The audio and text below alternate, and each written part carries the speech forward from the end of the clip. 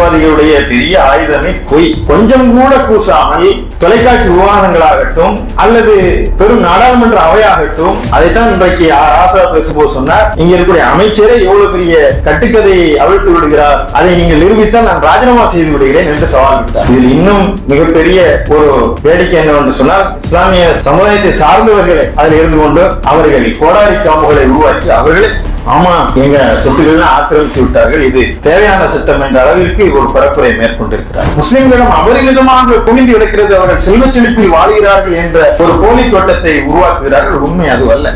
இதுல பெண்களுக்கு அதிகாரம் இல்ல, அதனால பெண்களை நாங்கள் அதிகாரத்தை கொண்டுறதுக்கு பெண்களுக்காக உரிமையை நாங்கள் கொடுக்கிறோம். ஆடு நனைந்தால் ஓநாய்க்கு கவலை வருகிறது. ஆக்கிரமிப்பாளர்களுக்கு சாதாரண சட்டத்தை வச்சிருக்கான் பாருங்க. 12 வருஷமா ஒருத்தன் வக்ஃபு சொத்தை ஆக்கிரமிச்சிட்டான்னா 12 வருஷத்தை தாண்டி அந்த சொத்து அவனுக்கு. ஆக்கிரமிப்பாளர்களுக்கு ஆதரவான சட்டமா அல்லது எதிரான சட்டமா? அப்படியே ஆக்கிரமிப்பு செய்யப்பட்டிருக்கிறதா? உண்மைதான். வக்ஃபு சொத்துக்கள் ஆக்கிரமிப்பு செய்யப்பட்டிருக்கிறது, அரசால் ஆக்கிரமிப்பு செய்யப்பட்டிருக்கிறது, கார்ப்பரேட் நிறுவனங்களால் ஆக்கிரமிப்பு செய்யப்பட்டிருக்கிறது, முஸ்லிம்களாலே ஆக்கிரமிப்பு செய்யப்பட்டிருக்கிறது. அது எந்த மாற்று கருத்து இல்லை. யார் கேட்டா இவ்வளவு சட்டத்தை திருத்து? நாங்களும் கேட்கணும். நாங்க கேட்காமலே இதை நீ திருத்த வேண்டிய அவசியம் உங்களுக்கு என்ன இருந்தது? அப்படி திருத்த வேண்டும் என்று சொன்னால் அது எங்களுடைய கோரிக்கையை நீங்க உள்ள எடுக்க வேண்டும். இது எல்லாத்தையும் விடுங்க. கருத்து கேட்டீங்க, மக்கள் எல்லாம் கருத்து கொடுத்தாங்க, அந்த கருத்துக்கு என்ன மதிப்பளித்தாங்க?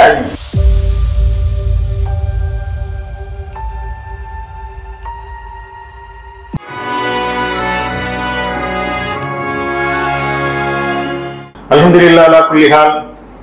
எல்லா நிலையிலும் எல்லா புகழும் ஏக இறைவனாகிய அல்லாஹ் ஒருவனுக்கே உரித்தாகுமா.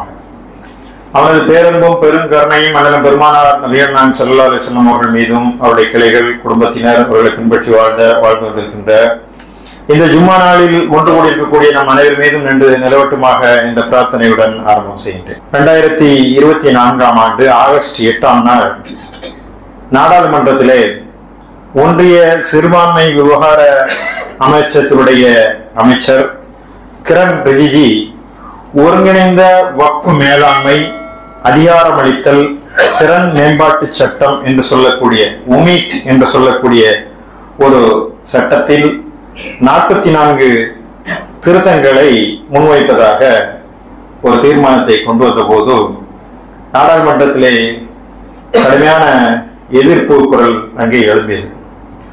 அதைத் தொடர்ந்து அதை நாடாளுமன்ற கூட்டுக்குழுவிற்கு அனுப்ப வேண்டும் என்ற முடிவிலே கூட்டுக்குழுவிற்கு அனுப்பி அதற்காக ஒரு குழுவையும் அனுப்பப்பட்டது. தொடர்ந்து மக்களிடம் கருத்து கேட்பு, இந்த வக்ஃபு நிலங்களை குறித்து, வக்ஃபு சட்ட திருத்தத்தை குறித்த நாடு தழுவிய பரவலான கருத்து கணிப்பும் கேட்கப்பட்டது. அதற்கு பிறகு ஏப்ரல் 4, 5 2 நாட்களாக நாடாளுமன்றத்திலே 2 அவைகள் உண்டு. மக்களவை, மக்களால் தேர்ந்தெடுக்கப்பட்ட அவை மக்களவை.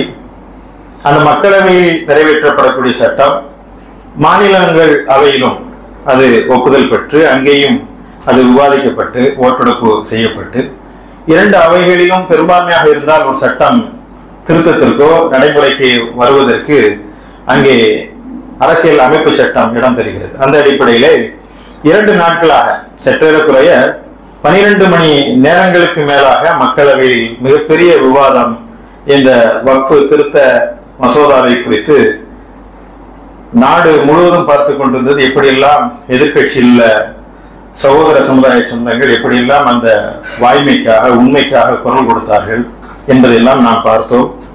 இறுதியாக வாக்கெடுப்பு நடந்தது. வாக்கெடுப்பிலே 288 பேர் அந்த திருத்த சட்டத்தை ஆதரித்து வாக்களித்தார்கள். 232 பேர் எதிர்த்து வாக்களித்தார்கள். திருப்பி மக்களவையிலிருந்து மாநிலங்களவையில் இதை போன்ற வாக்கெடுப்பு நடக்கப்பட்டது. அங்கே 128 பேர் ஆதரித்து வாக்களித்தார்கள், 95 பேர் எதிர்த்து வாக்களித்தார்கள். எனவே பெரும்பான்மை என்ற அடிப்படையிலே இந்த சட்ட திருத்தத்தை அவர்கள் வக்ஃபிலே 44 முக்கியமான திருத்த சட்டத்தை அவர்கள் கொண்டு வந்தார்கள். இதை எதிர்த்து 73 அமைப்புகள் உச்ச நீதிமன்றத்திலே இதற்கு தடை உத்தரவு பிறப்பிக்க வேண்டும், இது இந்திய இறையாண்மைக்கு எதிரானது, அமைப்பு சட்டத்துக்கு எதிரானது, நாட்டினுடைய மதச்சார்பின்மையை சீர்குலைக்கக்கூடியது என்று சொல்லி தாக்கல் செய்தார்கள். கடந்த 2 நாட்களுக்கு முன்பு இதை உச்ச நீதிமன்றம் விசாரணைக்கு எடுத்து அதிலே கபில் சிபில் போன்ற மூத்த வழக்கறிஞர்கள் எல்லாம் வாதத்தை முன்வைத்தார்கள். அப்போது உச்ச நீதிமன்ற நீதிபதிகள் கடுமையாக சில கேள்விகளை எழுப்பினார்கள். இது எந்த வகையிலும் இந்த திருத்த சட்டம் ஏற்புடையதல்ல. இது சகோதர சமுதாய சொந்தங்கள், அதாவது முஸ்லிம்கள் நிர்வகிக்கக்கூடிய ஒரு சொத்திலே பிற மதத்தை சார்ந்தவர்களை உள்ளே அனுமதிப்பது என்பது எவ்வாறு நியாயமாக இருக்க முடியும்? அப்படித்தான் இந்து அறநிலையத்துறையிலே அல்லது இந்து சமய வழிபாட்டு தலங்களிலே நீங்கள் முஸ்லிம்களை அனுமதித்திருக்கிறீர்களா? பிற மதத்தவர்களை அனுமதிப்பீர்களா? இந்த வக்ஃபு சட்டத்தை குறித்த கூடுதல் அதிகாரத்தை கலெக்டருக்கு கொடுக்க முடியுமா? அப்படி கொடுத்தால் இது எப்படி சரியா வரும்? அதே போல ஒரு இடத்தை வக்ஃபு இடமா இல்லையா என்பதை தீர்மானிப்பது எதை வைத்து தீர்மானிப்பது? ஜும்மா மசீதெல்லாம் கிட்டத்தட்ட பல ஆண்டுகளுக்கு முன்பாக பிரிட்டிஷார் காலத்திற்கு பிறகுதான் இது சட்டம் எழுத்துப்பூர்வமாக்கப்பட்டது. அதற்கு முன்பு வக்ஃபு செய்யப்பட்ட இடங்கள் எல்லாம் எப்படி நீங்கள் வக்ஃபு இல்லை என்று சொல்லி நீங்கள் கைப்பற்றி விடுவீர்களா? எனவே இப்படியெல்லாம் நீங்கள் செயல்படுத்த முடியாது. இதற்கு இடைக்கால தடை உத்தரவு பிறப்பிக்க வேண்டும் என்ற அடிப்படையிலே அந்த விவாதம் மிக விரிவாக நடந்தது. அதெல்லாம் நமக்கு சற்று ஆறுதலை தருகிறது.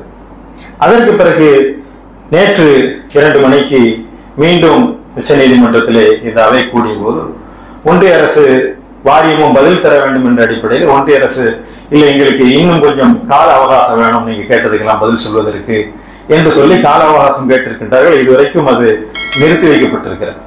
இதுவரை உள்ள செய்திகள் இதுதான். இப்ப நாம் என்ன செய்வது என்று சொன்னால், முஸ்லிம்கள் இப்போது நம்முடன் இருக்கக்கூடிய வாய்ப்புகள் என்னவென்று சொன்னால், இந்த உச்ச நீதிமன்றத்திலே சட்ட போராட்டத்தை முறையாக நடத்தி இதை தடை உத்தரவு பிறப்பிக்க செய்வது என்ற அடிப்படையிலே இன்றைக்கு மிக சரியான முறையிலே 73 அமைப்புகள், இது முஸ்லிம் அமைப்புகள் மட்டுமல்ல, குறிப்பாக சொன்னால் தமிழ்நாடு சட்டப்பேரவையிலே இரவு 2 மணிக்கு நன்றாக கவனிக்க வேண்டும். இந்த சட்ட திருத்தத்தை எப்போது அவர்கள் அறிவிக்கின்றார் என்று சொன்னால் நள்ளிரவிலே, நாடாளுமன்ற நள்ளிரவிலே அறிவித்ததும் அதிகாலையிலே சட்டப்பேரவைக்கு தமிழ்நாடு முதலமைச்சர் கருப்பு பட்டையுடன் வந்து அதை அவரை கோஷம் எழுப்பி இதை நாங்கள் எதிர்க்கிறோம் என்று சொல்லி அதை உச்ச நீதிமன்றத்திலே அதற்கு எதிராக மனுவையும் அவர்கள் தாக்கல் செய்தார்கள். அதே போல நாடாளுமன்றத்திலே திமுக எம்பிக்களாகட்டும் அல்லது பிற கட்சிகளை எதிர்கட்சிகளை சார்ந்தவர்கள், விடுதலை சிறுத்தைகள் போன்றவர்கள் கடுமையான வாதத்தை அவர்கள் முன்வைத்தார்கள். இதெல்லாம் நமக்கு நம்பிக்கை அளிக்கின்றது. எனவே இந்த சட்ட போராட்டத்தின் அடிப்படையிலே நீதியை பெறுவதற்காக நாம் முயற்சி செய்வது என்ற அந்த சட்ட போராட்டம் தொடரும். இது நம்மளால் இருக்கக்கூடிய முதல் வாய்ப்பு. அடுத்து என்ன செய்யலாம் என்று சொன்னால், இரண்டாவது, நாம் வீரியமிக்க போராட்டங்களை பல களங்களிலே நடத்தினோம். குறிப்பாக ஜமாத் உலமா போன்ற அமைப்புகள் தமிழ்நாடு முழுவதுமாக 13ஆம் தேதி கடந்த வாரம் மிகப்பெரிய அளவில் எல்லா முக்கியமான மாவட்ட தலைநகரங்களிலே, மாவட்டத்தினுடைய முக்கிய இடங்களிலே அவர்கள் இந்த ஆர்ப்பாட்டத்தை நடத்தினார்கள். அதிலே மக்கள் திரளாக கலந்து கொண்டார்கள். இது ஒரு எதிர்ப்பை தெரிவிக்கக்கூடிய ஒரு முறை. அடுத்து நம்ம என்ன செய்யலாம் என்று சொன்னால், இதை குறித்த புரிதலும் அறிதலும் நமக்கு முதல்ல வேணும். ஒரு உணர்வுபூர்வமா ஒரு இடத்துக்கு கூடுறோம், கூடிய ஆர்ப்பாட்டத்திலே உணர்வு மிகுதியாக நாம் கோஷங்கள் எழுப்புகிறோம், முழக்கங்கள் எழுப்புகிறோம், இதெல்லாம் சரிதான். ஆனால் அந்த சட்ட திருத்தத்தில் என்ன இருக்கிறது, எதையெல்லாம் அவர்கள் திருத்துகிறார்கள், அதில் உள்ளபடியே நியாயம் இருக்கிறதா, அது எந்த வகையிலெல்லாம் பாதிக்கும், அதை எப்படி நாம் விளங்கிக் கொள்ள வேண்டும் என்பதை குறித்த ஒரு சிந்தனை ரீதியான தெளிவு முஸ்லிம்களிடம் வேண்டும். இது ரொம்ப முக்கியமான ஒரு செய்தி. இந்த வெறுமனை போகக்கூடிய ஆர்ப்பாட்டம் பண்ணக்கூடிய எல்லாரும் எதுக்காக ஆர்ப்பாட்டம் பண்ற என்று கேட்டால் அவர்கள் நமது வக்ஃபு சட்டத்தை எதிர்க்கிறார்கள் என்று 19ஆக சொல்வார்களே தவிர இந்த சட்ட திருத்தத்தில் இருக்கக்கூடிய ஆபத்துகள் என்ன? எஜுகேட், ஒரு சமுதாயத்தை அறிவுமயப்படுத்துவது, இதைத்தான் மிக முக்கியமாக நாம் கை கொள்ள வேண்டும். ஒன்று, நாம் உணர்வுபூர்வமாக நம்முடைய முழக்கங்களை எழுப்புவதும் உணர்வுபூர்வமாக நாம் பேசுவதும் சவால் விடுவதும் அது ஒரு வகையிலே அந்த நேரத்திற்கான ஒரு ஆறுதலாக ஒரு எதிர்ப்பை தெரிவிக்கக்கூடிய வண்ணத்திலே அது இருக்கும், உண்மைதான். ஆனால் அது மட்டுமே போதுமா என்றால் இல்லை. அதை வரக்கூடியவர்களை எப்படி எஜுகேட் செய்வது, இதை குறித்தான செய்திகளை அவர்களுக்கு உண்மைத்தன்மை எப்படி விளக்குவது. எனவே இது குறித்த ஆவணங்களை நாம் சேகரிக்க வேண்டும். அந்த தீர்ப்பு என்ன, அந்த தீர்ப்பிலே குறிப்பிடப்பட்ட அம்சங்கள் என்ன, அது எப்படியெல்லாம் முரணாக இருக்கிறது, சட்ட வல்லுநர்கள் என்ன சொன்னார்கள், நாடாளுமன்றத்தில் பேசியவருடைய குறிப்புகள் என்ன, இதெல்லாம் ஆவணப்படுத்தப்பட வேண்டும், தொகுக்கப்பட வேண்டும். இது குறித்த சிந்தனை தெளிவு முஸ்லிம்களுக்கு ஏற்பட வேண்டும். அடுத்ததாக இதை குறித்து சகோதர சமுதாய சொந்தங்களிடம் நாம் பேச வேண்டும், உரையாட வேண்டும். இந்த நாட்டில் என்னவெல்லாம் நடந்து கொண்டிருக்கு? இன்றைக்கு விலைவாசி உயர்வு, கேஸ் சிலிண்டருடைய விலையை இந்த வாரம் 50 ரூபாய் ஏற்றி இருக்கின்றார்கள். பெட்ரோல் விலை கட்டுக்கிடக்காமல் சென்று கொண்டிருக்கிறது. நாடு திவாலாகி கொண்டிருக்கிறது. வேலை வாய்ப்பு இல்லாமல் ஆகி கொண்டிருக்கிறது. அமெரிக்க அதிபர் ட்ரம்ப் இந்தியாவில் இருக்கக்கூடிய பொருட்களுக்கான வரி விதிப்பை அதிகப்படுத்தி இந்தியாவிற்கு பெரும் பொருளாதார நெருக்கடியை கொடுக்கிறார். அங்குள்ளவர்களை நீங்கள் உங்கள் நாட்டுக்கு திரும்ப கண்டு கைவிலங்கிட்டு அவர்களை நாட்டுக்கு அனுப்புகிறார். நாடு பெரும் நெருக்கடியை சந்தித்துக் கொண்டிருக்கிறது. அப்ப சகோதர சமுதாய சொந்தங்கள்ட்ட எப்ப நாடு இப்படி திவாலாகிட்டு இருக்கு, இந்த பெட்ரோலும் கேஸும் முஸ்லிம்களுக்கு மட்டும் இல்லை, உனக்கும் தான் பாதிப்பு ஏற்படுத்தும். நாம் மக்களை தேர்ந்தெடுத்து எதற்காக நாடாளுமன்றத்துக்கு அனுப்பினோம் என்று சொன்னால், அவர்கள் இந்த தொகுதி மறு சீராய்வு என்று சொல்லி மாநிலங்களை சிதைப்பதும், மும்மொழி கொள்கை என்ற அடிப்படையிலே மொழியை கொண்டு திணிப்பதும், வக்ஃபு சட்டத்தை திருத்துகிறோம் என்ற பெயரிலே பிற மதத்துடைய விவகாரங்களில் உள்ள தலையிடுவதும் இப்படியெல்லாம் இருக்கிறது. இதை குறித்து நீங்கள் எதுவும் பேச மாட்டீர்களா என்று சொல்லி சகோதர சமுதாய சொந்தங்களை நாம் தனிப்பட்ட முறையில் நம்முடைய நட்பு வட்டாரத்திலே உண்மையின் பக்கம் இல்லைங்கள் என்ன என்பதை நீங்கள் புரிந்து கொள்ளுங்கள்.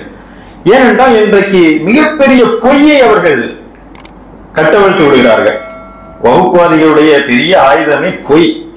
கொஞ்சம் கூட கூசாமல் தொலைக்காட்சி விவாதங்களாகட்டும் அல்லது பெரும் நாடாளுமன்ற அவையாகட்டும், அதைத்தான் இன்றைக்கு ராசா பேசும்போது சொன்னார், இங்க இருக்கக்கூடிய அமைச்சரே எவ்வளவு பெரிய கட்டுக்கதையை அவிழ்த்து விடுகிறார், அதை நீங்கள் நிரூபித்தால் நான் ராஜினாமா செய்து விடுகிறேன் என்று சவால் விட்டார். அந்த அளவு பொய்யை துணிந்து பேசுவது. இந்த மாதிரி திருச்சியில ஒரு இடத்தை அவங்க ஃபுல்லா ஆக்கிரமிச்சுட்டாங்க, முஸ்லிம்கள் சொத்தெல்லாம் ஆக்கிரமிக்கிறார்கள் என்று வாய்ப்பு வந்ததை சொல்வது, அதெல்லாம் பொய்யான தகவல் என்பதை சகோதர சமுதாய சொந்தங்களிடம் நாம் சொல்லவில்லை என்று சொன்னால், அந்த பொய்யை நம்பி அவர்களும் சரிதான், முஸ்லிம்கள் இப்படித்தான் சொத்துக்களை எல்லாம் உழைச்சு போடுறாங்க, நம்ம சொத்துக்களை எல்லாம் ஆக்கிரமித்து விட்டார்கள். நிச்சயமாக முஸ்லிம்கள் யாருடைய சொத்தையும் ஒருபோதும் ஆக்கிரமிக்கவில்லை, அது தெளிவாக இருக்கிறது. எனவே இந்த உண்மைகளை இதை நாம புரிந்து கொண்டால்தான் சகோதர சமுதாய சொந்தங்களிடம் நாம் இந்த செய்தியை எடுத்து சொல்லி அவர்களையும் இந்த போராட்ட களத்திற்கு முன்னிறுத்த வேண்டும். மேடையில் பேசுவதற்கு மட்டுமல்ல, முஸ்லிம்கள் விவகாரத்துக்காக முஸ்லிம்கள் ஒன்று திரளுகிறோம். ஆனால் இதுவல்ல, சகோதர சமுதாயத்தை சார்ந்தவர்களும் இதில் ஒன்று திரண்டு அவர்கள் இந்த போராட்டத்தை நடத்த வைப்பதுதான் நமக்கு கிடைக்கின்ற வெற்றி. ஏனென்றால் இது முஸ்லிம்கள் பிரச்சனை அல்ல, இது நாளை கிறிஸ்தவர்களுடைய பிரச்சனையாக, பட்டியலினத்தவர்களுடைய பிரச்சனையாக, இந்து சமயத்துடைய பிரச்சனையாக இது மாறக்கூடிய வகையிலே இது மிகப்பெரிய ஆபத்தை உள்ளடக்கியது என்பதை உணர்த்தி அவர்களை நாம் ஒன்று திரட்டி போராட்ட களத்திற்கு முன்வைக்க வேண்டும். அடுத்து ஊடகவியலாளர்கள் அவர்களை சந்தித்து ஊடகத்திலே எப்படியெல்லாம் எழுதுகிறார்கள், எப்படியெல்லாம் பேசுகிறார்கள், கிடைத்த தகவல்கள் எல்லாம் பரப்புகிறார்கள். ஏன்னா அவர்களை சந்தித்து இதனுடைய உண்மைத்தன்மை என்ன என்பதை சரியான முறையில நின்று பேசக்கூடிய ஒரு சூழ்நிலையை நாம் ஏற்படுத்த வேண்டும். அதே போல இந்த விவாதக்களம் மட்டுமல்லாமல், மக்கள் மன்றம் மட்டுமல்லாமல், இதை ஆவணப்படுத்தக்கூடிய செய்திகள் மட்டுமல்லாமல், நம்மிடம் இருக்கக்கூடிய ஒவ்வொருவரும் இருக்கக்கூடிய முகநூல் பக்கங்கள் இருக்கிறது, வலைதள பக்கங்கள் இருக்கின்றது. அதெல்லாம் இந்த அறிவு தளத்திலே மக்களை உள்ளங்களை வெல்லக்கூடிய வகையிலே சில இந்த சட்ட பிரச்சனைகளை குறித்து நாமும் தொடர்ந்து பேசிக் கொண்டிருக்க வேண்டும். இந்த போராட்டத்தை நாம் தொடர்ந்து முன்னெடுக்க வேண்டும். அடுத்து யாரெல்லாம் நம்மோடு இருக்கின்றார்களோ அவர்களை இனம் கண்டு அவர்களிடம் நம்முடைய ஆதரவையும் அன்பையும் தெரிவித்து இந்த கட்டத்தை அடுத்த கட்டத்திற்கு எடுத்து செல்வதற்கான முயற்சிகளை மேற்கொள்ள வேண்டும். இதுல ரொம்ப ஆபத்தானவர்கள் யார் என்று சொன்னால், எதிரிகள் ஒரு பக்கம் என்று சொன்னால், இதற்கு நடுநிலை வைக்கிறோம் என்ற பெயரிலே அமைதியாக இருந்தவர்கள் இன்னும் ஆபத்தானவர்கள். இந்த கள்ள மௌனம் எப்போதும் ஆபத்தானது. இந்த மௌனம் எதிர்ப்பு குரலை விட ஆபத்தானது இந்த அமைதிதான். அவர்கள் இதிலே துரோகம் இழைக்கக்கூடியவர்கள். முதலிலே இந்த தேர்தல் முடிவுகள் வகுப்புவாத சக்திகளுக்கு எதிராக வரும்போது நிதிஷ்குமாரும் சந்திரபாபு நாயுடும் இன்றைக்கு அவர்கள் வகுப்புவாதிகள் கிடையாது, அவர்கள் இந்த மாதிரியான பிரச்சனையிலே நியாயத்தின் பக்கம் நிற்பார்கள் என்றெல்லாம் நம்பிக்கொண்டிருந்தோம். ஆனால் அவர்கள் கடைந்தெடுத்த சுயநலவாதிகளாக அவர்கள் இதிலே மிக பெரும் துரோகம் இழைத்திருக்கிறார்கள். எனவே இந்த துரோகிகளை இனம் கண்டு கொள்ள வேண்டும். பாட்டாளி மக்கள் கட்சி போன்றவர்கள் இன்றைக்கு அமைதியாக இருந்தார்கள், வாக்கெடுப்பில் கலந்து கொள்ளவில்லை. தமாக எதிர்ப்பு வாக்களிப்பை செலுத்தியிருக்கிறது. இவை நண்பர்கள் யார், எதிரிகள் யார் என்பதை நாம் இனங்கண்டு கொள்ள வேண்டும். அவர்களையும் சந்தித்து ஏன்பா நீ வாக்களிக்கல, நீ ஏன்பா எதிர்த்து வாக்களித்தா என்று. இதில் இன்னும் மிகப்பெரிய ஒரு வேடிக்கை என்னவென்று சொன்னால், இஸ்லாமிய சமுதாயத்தை சார்ந்தவர்களை அதில் இருந்து கொண்டு அவர்கள் கோடாரி காம்புகளை உருவாக்கி அவர்களே ஆமா எங்க சொத்துக்கள்லாம் ஆக்கிரமித்து விட்டார்கள், இது தேவையான சட்டம் என்ற அளவிற்கு ஒரு பரப்புரை மேற்கொண்டிருக்கிறார்கள். எனவே இது எல்லாம் கருத்தில் கொண்டு இப்போதைக்கு நாம் என்ன செய்வதென்றால், அறிவுத்தளத்திலே நாம் சில கேள்விகளை இவர்களுக்கு முன்வைக்க இருக்கின்றோம். இதிலே எப்படியெல்லாம் அவர்கள் இந்த சட்ட திருத்தத்திலே ஆபத்துகள் இருக்கிறது, அதை நாம் எப்படி எதிர்கொள்ளப் போகிறோம் என்பதையெல்லாம் நாம் முதலிலே விளங்கிக் கொள்ள வேண்டும். முதல்ல நிறைய பொய்யான தகவல்களை அவர்கள் பரப்புகிறார்கள். என்ன பொய்யா பரப்புறாங்க என்று சொன்னால், வக்ஃபு சட்டத்துல வக்ஃபுக்கு தான் அதிகமான இடம் இருக்கிறது, இராணுவத்திற்கும் ரயில்வேக்கும் அதிகமான சொத்து வக்ஃபுல தான் இருக்கு என்று. உண்மைதான், அதுல பெரிய சொத்து இருக்கிறது. ஆனால் அவர்கள் சொல்லுகின்ற மாதிரி ரயில்வேக்கும் இராணுவத்திற்கும் அதிகமான அளவுல மூன்றாவது இடத்துலாம் இல்லை. ஏனென்றால் வக்ஃபு என்பது அதுல டாக்குமெண்ட் செய்யப்பட்டிருக்கிறது, நில அளவை செய்யப்பட்டிருக்கிறது. நாடாளுமன்றத்திலே அவர் ராசா சொன்ன மாதிரி 90 விழுக்காடு இடங்களுக்கு முறையாக சர்வே செய்யப்பட்ட டாக்குமெண்ட் செஞ்சாலும் இவ்வளவு சொத்து என்பது தெரியப்பட்டிருக்கு. ஆனால் இந்த அறநிலையத்துறையில கபில் சிபில் பேசும்போது சொன்னார், தமிழ்நாட்டில் உள்ள 3 கோயில்களுடைய சொத்தை வக்ஃபு சொத்தை விட பெருசா இருக்கு என்று சொல்கிறார். அதனால இது என்ன முஸ்லிம்கள் அதுல பெருமையா பார் எங்களுக்கு எவ்வளவு சொத்து இருக்கு என்று இல்லை. சச்சார் அறிக்கை சொல்கிறது முஸ்லிம்கள் எவ்வளவு பின்தங்கியவர்களா இருக்கிறார்கள்.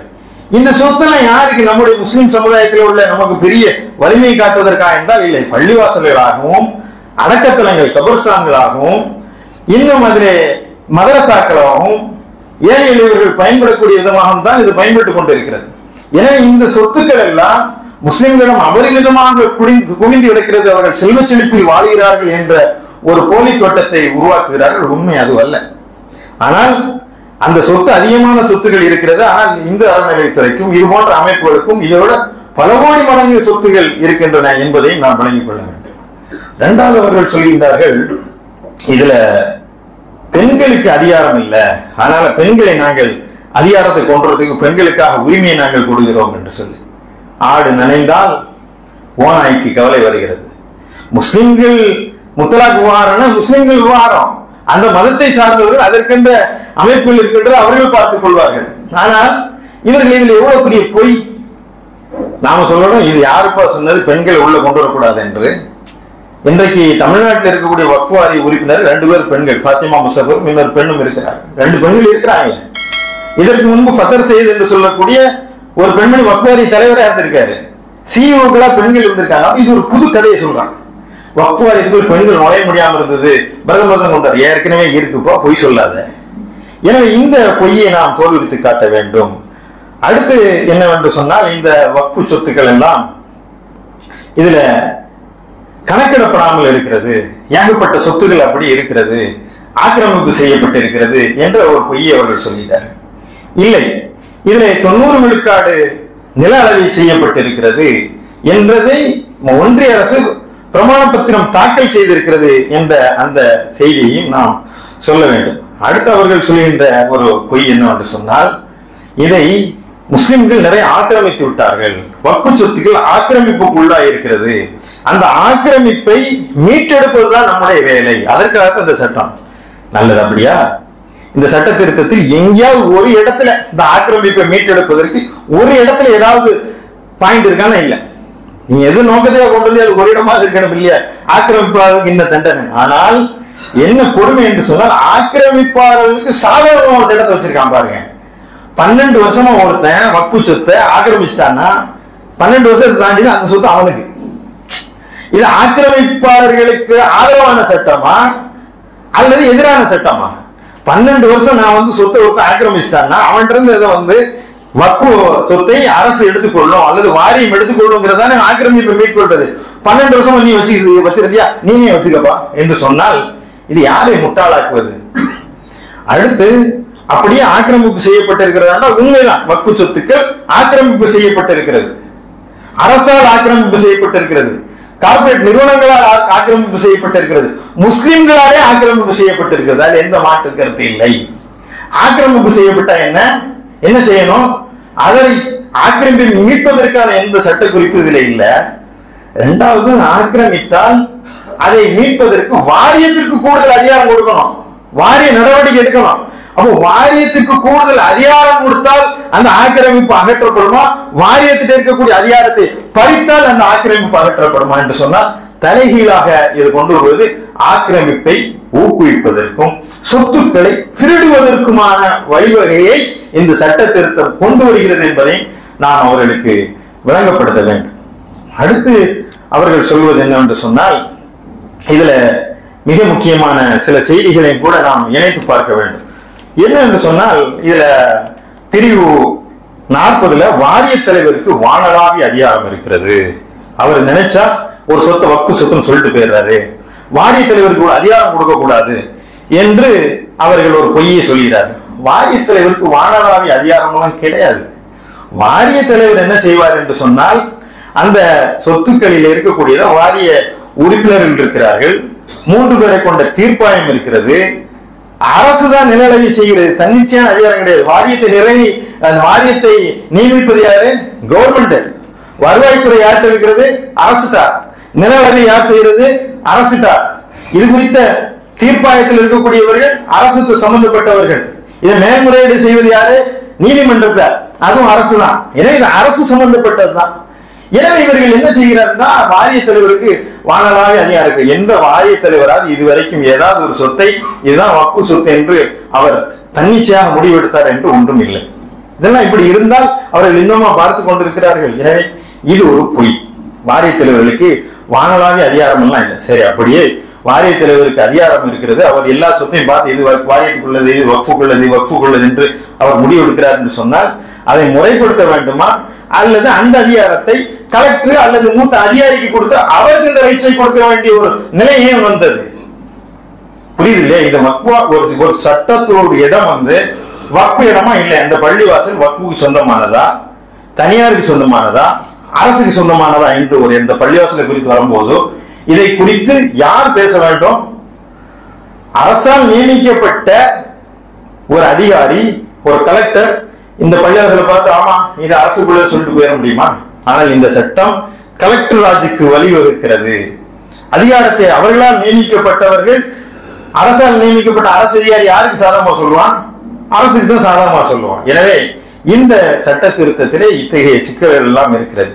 முடிவெடுப்பது முன்னால் எப்படி இருந்தது என்றால், அந்த வாரிய தலைவருக்கு முடிவு இருக்கக்கூடிய அதிகாரத்தை கொடுத்திருந்தார். அந்த அதிகாரத்தை வாரிய தலைவரிலிருந்து பிடுங்கி அதை இப்போது யாருக்கு? இதை மத்திய அரசு நியமிக்கின்ற மாவட்ட ஆட்சியரை அல்லது அவரோட பணிமூப்பு நேர்ந்த ஒரு அதிகாரிக்கு இந்த அதிகாரத்தை கொடுக்கிறார்கள். இது மிகப்பெரிய ஒரு ஆபத்தை ஏற்படுத்தும் என்றால் உச்ச நீதிமன்றம் இப்படியெல்லாம் சொன்னீங்கன்னா எல்லா சொத்துக்களும் பறிபோய்விடக்கூடிய, எல்லா சொத்துக்களையும் சுருட்டி விடக்கூடிய ஒரு அபாயம் இருக்கிறது என்பதை உணர்ந்துதான் அதற்கு இடைக்கால தடை விதிக்கின்றார்கள்.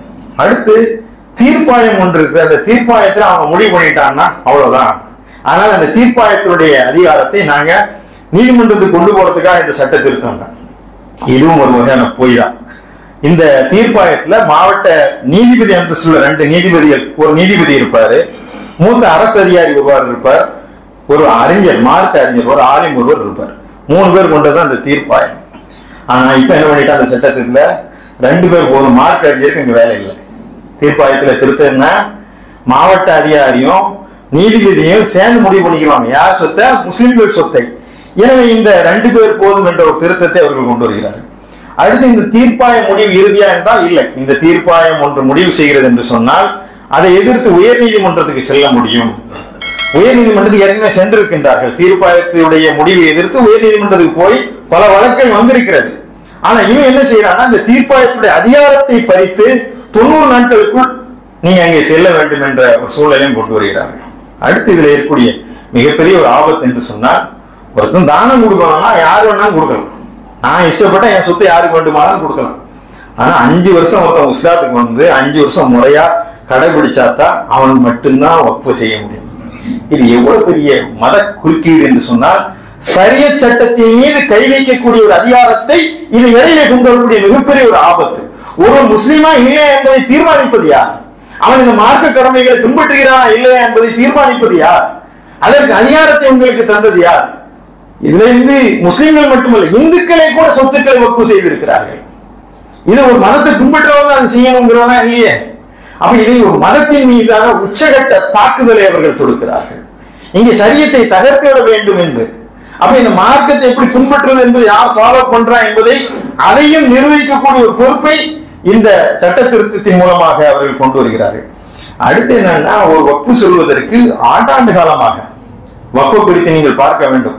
இன்றைக்கு நேற்று செய்யப்பட்டதல்ல. இதுல வந்து வக்ஃப் யார் கொடுத்திருக்கிறார் என்று சொன்னால், அண்ணல் பெருமானார் நபிகள் நாயகம் ஸல்லல்லாஹு அலைஹி வஸல்லம் அவர்கள். அதற்கு முன்பு வக்ஃப் செய்தது உஸ்மான் ரலியல்லாஹு ஃபீமா ரூமா என்று சொல்லக்கூடிய ரூமா என்று சொல்லக்கூடிய ஒரு கிணற்றை வாங்கி வக்ஃப் செய்திருக்கிறார்கள். ஜாபிர் ரலியல்லாஹு அவர்கள் பேரித்த தோட்டத்தை வக்ஃப் செய்திருக்கிறார்கள். அண்ணல் பெருமானார் நபிகள் நாயகம் ஸல்லல்லாஹு அலைஹி வஸல்லம் அவர்கள் 2 அனாதை சிறுவரிடமிருந்து வாங்கி மஸ்ஜித் நபவி வக்ஃப் செய்தார்கள். இது பெருமானார் ஸல்லல்லாஹு அலைஹி வஸல்லம் அவர்கள் காலத்திலே இருந்தே. இது ஒரு தாவாக்கான செய்தியா சகோதர சமுதாய சொந்தங்கள்ட்ட சொல்ல முடியும்? முஸ்லிம்கள் சொத்துக்களை தாங்களே அனுபவித்துக் கொள்ளாமல் அதை சகோதர சமுதாய சொந்தங்கள் பயன்படக்கூடிய வகையில் வெறும் பள்ளிவாசல் கபர்ஸ்தான் மட்டுமல்ல, மருத்துவமனைகள் கட்டி கொடுத்திருக்கிறார்கள். இன்றைக்கு ஏழைகள் பயன்படக்கூடிய எத்தீம் கானாக்கள் என்று சொல்லக்கூடிய அனாதை இல்லங்கள், முசாஃபர் கானா என்று சொல்லக்கூடிய ஏழைகளுக்கான இடங்கள் எல்லாம் கொடுத்திருக்கிறார்கள். இதுல எல்லாரும் தான் பயன்பட்டுக் கொண்டிருக்கிறார்கள். எனவே வக்ஃப் என்பது இறைவனுடைய திருப்தியை பெறக்கூடிய வகையில் அபரிமிதமாக இருக்கக்கூடிய சொத்தை இறைவனுக்காக நாங்கள் எழுதி வைப்பது. அதை விற்கவோ வாங்கவோ முடியாது. எனவே இந்த சூழ்நிலையில் அந்த வக்ஃபை குறித்து நாம் புரிந்து கொள்ள வேண்டும். இந்த வக்ஃப் வாய்மொழியா சொன்னா அது செல்லும் என்று அந்த காலத்தில் இருந்தது. இப்போ எழுத்துப்பூர்வமாக வந்திருக்கிறது. ஆனால் எழுத்துப்பூர்வமாக மட்டும்தான் வக்ஃப் செய்யணும் என்று சொல்லும் போது பழைய விஷயங்களை என்ன செய்வான்? அதன் கோர்ட் அழகா கேட்டது. டெல்லி ஜாமியா மசீதியை வந்து எழுத்துப்பூர்வமான டாக்குமெண்ட் என்ன செய்ய போற? எத்தனை சொத்துக்கள் இன்றைக்கு வாய்மொழி மூலமாக இருக்கிறது. எனவே இது முழுக்க முழுக்க வக்ஃபை சூறையாடுவதற்கும் முஸ்லிம்களை சொத்தை திருடுவதற்குமான சட்டம் போட்டு திருடுவதற்கான ஒரு ஏற்பாடு. திட்டம் போட்டு திருடுற கூட்டம் அல்ல, இது சட்டம் போட்டு திருடுற கூட்டம். எனவே அவர்கள் சட்டத்தின் வாயிலாக திருடுவதற்கான முயற்சி செய்கிறார்கள். நான் சொன்னது போல 1963 107வது பிரிவு இதை சட்டம் வரையறை சட்டம் பொருந்தாது என்று சொல்வதன் மூலமாக 12 வருஷம் ஒருத்தர் இருந்தால் அவனுக்கு ஆக்கிரமிப்புக்கு இடம் கொடுக்கிறது. அடுத்து இதில் மிகப்பெரிய கொடுமை என்னன்னு சொன்னால், வக்ஃப் உறுப்பினர்கள் 13 பேர் இருந்ததை 11 பேராக குறைத்து அதில் 2 முஸ்லிம் அல்லாதவர்களை உள்ளே கொண்டு வர வேண்டும் என்று சொன்னார்கள். 2 நான் முஸ்லிம்ஸ் உள்ள கொண்டு வர்றாங்க. ஒரே ஒரு செய்தியை நான் சொல்ல விரும்புகிறேன். தஞ்சாவூர் மாவட்டம் பாபநாசம் தாலுகா நெடுந்தெருவில் ஒரு ராஜகோபால பெருமாள் கோயில் ஒரு கோயில் இருக்கு. அந்த கோயில்ல அறங்காவலராக நர்கீஸ் கான் அப்படிங்கிற ஒருத்தர் நியமிச்சாங்க. நியமிச்ச உடனே இந்திய அறநிலையத்துறை தான் நியமிக்குது நர்கீஸ் கான. இந்த ராஜகோபால பெருமாள் கோயிலுடைய அறங்காவலர் நியமித்த உடனே இங்க இருக்கக்கூடிய ஹெச் ராஜா எக்ஸ்ல அந்த பதிவு போட்டார்.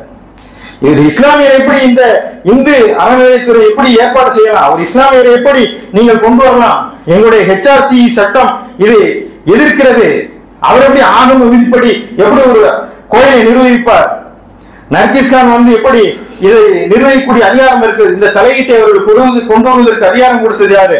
இதன் மூலமாக இந்துக்களுடைய வழிபாட்டு தலங்களை எல்லாம் சூறையாடுவதற்காக நர்கீஸ் கானை உள்ள கொண்டு வந்தாங்க. அந்த நர்கீஸ் கான் சொன்னா, நான் முஸ்லீம் இல்லப்பா, நான் ஒரு இந்து தான். எங்க வாப்பா பேர் தங்கராஜ், எங்க அம்மா வந்து நான் கஷ்டப்பட்டு பேரெல்லாம் நான் புள்ள பிறப்பானா செத்து போயிடுவானாங்க போது நர்கீஸ் கான் ஒரு டாக்டர் அந்த என்னை காப்பாத்தி என்னை பிறக்க வச்சுக்க, அந்த டாக்டர் நன்றி கடனுக்காக முஸ்லீம் பேரை வச்சாங்க. எனக்கு நான் ஒரு இந்து தான். அப்போ ஒரு இந்து பேரை வைத்தவர் கூட ஒரு அறங்காவலராக இருப்பதற்கு உங்களுக்கு பொறுக்கவில்லை என்று சொன்னால், ஒரு இஸ்லாமியர்கள் தங்களுடைய சொத்துக்களை தாங்கள் நிரூபிப்பதற்காக ஒரு வாரியம் ஏற்படுத்தியிருப்பார்கள், அதிலே உள்ளே வரலாம் என்று சொல்வதற்கு உங்களுக்கு என்ன அருகதை இருக்கிறது என்பதைத்தான் இந்த நீதிமன்றம் கேட்கிறது. இந்து அறநிலைத்துறை சார்பாக இங்க இருக்கக்கூடிய கல்லூரிகள் இருக்கிறது, பள்ளிக்கூடங்கள் இருக்கிறது, அதிலே ஒரு முஸ்லிம் ஆசிரியரை நியமிப்பதற்கு நீங்கள் எதிர்ப்பு தெரிவிக்கிறீர்கள். இந்த அறநிலையத்தில் உள்ள கல்லூரியில ஒரு முஸ்லிம் வாத்தியார் போகலாம் என்று ஒரு ஆசிரியர் உள்ள போகக்கூடாது, ஆனால் இந்த சொத்து வாரங்களுக்குள் இருவர் உள்ளே நுழையலாம் என்று சொன்னார், இது எத்தனை பெரிய ஒரு ஆபத்தை ஏற்படுத்தும் என்பதை நாம் புரிந்து கொள்ள வேண்டும். அடுத்து இதுல மிக முக்கியமாக இதுல இருக்கக்கூடிய ஆபத்துகள் எல்லாம் என்னவென்று சொன்னால், இது அமைப்பு சட்டத்துக்கு எதிராக இருக்கிறது. பிரிவு 14, 25, 26, 29 எதிராக இருக்கிறது. 1995 சட்டம் வந்து முஸ்லிம்களுக்கு மட்டுமல்ல, அதுல கிறிஸ்தவர்கள் இந்துக்கள் எல்லோருக்குமான ஒரு செயலைத்தான் அதை குறிப்பிடுகிறது என்பதை நீங்கள் பார்க்க வேண்டும். இது தேவையற்ற ஒரு தலையீடை கொண்டு வருகிறது. இந்த வக்ஃபு சொத்துக்களை குறித்து இன்னும் சில சந்தேகங்கள் நிறைய இது மாதிரியான விரிவாக சொல்ல முடியும். இந்த ஜுமா நாளில் சுருக்கமாக சில செய்திகளை எடுத்து உங்கள் முன்னால் நான் பேசியிருக்கிறேன். இதை போன்ற அவர்கள் வைக்கின்ற இந்த குற்றச்சாட்டுகளை, வக்ஃபு சட்டத்தை திருத்தவே கூடாதா? திருத்தினா இவங்க குதிக்கிறாங்களே, திருத்தக்கூடாதுன்னு அவங்களை சொல்லவே இல்லை. 1900 இந்த வக்ஃபு சட்டத்தை ஏற்கனவே திருத்த வேண்டும் என்று முஸ்லிம்கள் சொன்னோம். 1954 இந்த சட்டம் இயற்றப்பட்டது. 1995 இந்த சட்டம் முழுமை பெற்றது. 2013 திருத்துங்க நம்மளும் கேட்டோம். வக்ஃபுக்கு அதிகாரத்தை வழங்க மனிதர்களால் இயற்றப்பட்ட சட்டம் திருத்தத்திற்கு உள்ளாவதான். அந்த திருத்தத்தை முஸ்லிம்கள் கோர வேண்டும். யார் கேட்டா இவர் சட்டத்தை திருத்து? நாங்களே கேட்கணும். நாங்க கேட்காமலே இதை நீ திருத்த வேண்டிய அவசியம் உங்களுக்கு என்ன இருந்தது? அப்படி திருத்த வேண்டும் என்று சொன்னால் அது எங்களுடைய கோரிக்கையை நீங்க உள்ளெடுக்க வேண்டும். இது எல்லாத்தையும் விடுங்க. கருத்து கேட்டில்ல, மக்கள் எல்லாம் கருத்து கொடுத்தாங்க. அந்த கருத்துக்கு என்ன மதிப்பளித்தாங்க? அந்த அப்படியே தூக்கி குப்பையில போட்டு நாங்கள் என்ன நினைக்கிறோமோ அதை செய்வோம். இது ஜனநாயகத்தின் மீது இருக்கக்கூடிய ஒரு எதேச்சதிகாரத்துடைய தாக்குதலாக இருக்கிறது. இது உலக நாடுகளே இன்றைக்கு இந்தியாவை மிக ஆபத்தான ஒரு நாடாக பார்க்கக்கூடிய அளவுக்கு இந்த வக்ஃபு திருத்த சட்டம் மிக ஆபத்தாக இருக்கிறது. எனவே அன்பிற்கின சகோதரர்களே, இந்த சட்ட திருத்தம் குறித்தான அறிவையும் தெளிவையும் இதில் உண்டான சிக்கல்களையும் முதலில் நாம் புரிந்து கொள்ள வேண்டும். அடுத்து இதுல முஸ்லிம்கள் ஆக்கிரமித்திருக்கிறார்கள். அந்த சொத்துக்களை எல்லாம் அவர்கள் எப்படி திருந்த வேண்டும்? இந்த நாம சரியில்லை என்று சொன்னால் அதிகாரத்தை எல்லாம் யார் மூலமா கொடுத்து இதை எச்சரிக்கிறார். எனவே அந்த விஷயங்கள் எல்லாம் நிறைய இருக்கின்றன. எனவே இந்த சுருக்கமான நேரத்திலே சில வக்ஃபு குறித்த செய்திகளை நாம் பார்த்திருக்கணும். முதலில் நாம் அறிவுமயப்பட வேண்டும். இது குறித்த தெளிவுகளை ஏற்படுத்திக் கொள்ள வேண்டும். உணர்வுபூர்வமாக ஒரு செய்தியை எதிர்கொள்வதனால் அதற்கு தீர்வு கிடையாது. அறிவு தளத்திலே நின்று எதிர்கொள்ள வேண்டும். சட்ட போராட்டங்களை எடுக்க வேண்டும். மக்கள் மன்றத்திலே இதில் மக்கள் போராட்டத்தை வீரியப்படுத்த வேண்டும். நம்முடைய ஜனநாயக உரிமையை காப்பதற்காகவும் இந்தியாவுடைய ஒருமைப்பாட்டையும் மத நல்லிணக்கத்தையும் பேணுவதற்காகவும் இதை ஒரு நல்ல அழைப்பியல் வாய்ப்பாக பயன்படுத்திக் கொண்டு ஈகை திருநாள் கொண்டாடிய வேளையில் எப்படி நாம் ஈகை கொடுத்தோம், சதக்கா செஞ்சோம், எப்படி ஜக்காத் கொடுத்தோம், அதே போலதான் வக்ஃப் என்பதும் ஒரு மகத்தான ஏழைகளை காப்பாற்றக்கூடிய ஒரு பெரும் திட்டமாக இருக்கிறது என்பதையும் குறித்து நாம் பேச வேண்டிய ஒரு நல்ல தருணமாக எடுத்துக்கொள்ள வேண்டும். வல்ல ரஹ்மான் இதன் மூலமாக இந்த இறை மார்க்கத்தை இந்த மண்ணிலே மேலோங்க செய்வதற்கும் சகோதர சமுதாய சொந்தங்களின் உள்ளத்தில் உள்ள அழுக்குகளை நீக்கி அவர்களுக்கு ஒரு தெளிவை ஏற்படுத்துவதற்கும் இந்த சட்ட திருத்தத்தின் மூலமாக நாட்டில் நல்ல மாற்றங்களை ஏற்படுத்துவதற்கும் இந்த சோதனைகளை நமக்கு இறைவன் வாய்ப்பாக நல்ல வளமாக பயன்படுத்திக் கொள்ளக்கூடிய ஒரு நல்ல சூழ்நிலையும் தந்தருவானாக என்று நான் பிரார்த்தித்து இந்த சட்ட திருத்தம் விரைவில் நல்ல ஒரு தீர்ப்புக்கு உள்ளாகும் என்ற எதிர்பார்ப்பையும் இந்த நேரத்தில் நான் முன்வைக்கின்றேன். வல்ல ரஹ்மான் அதற்கு அருள் புரிவானாக.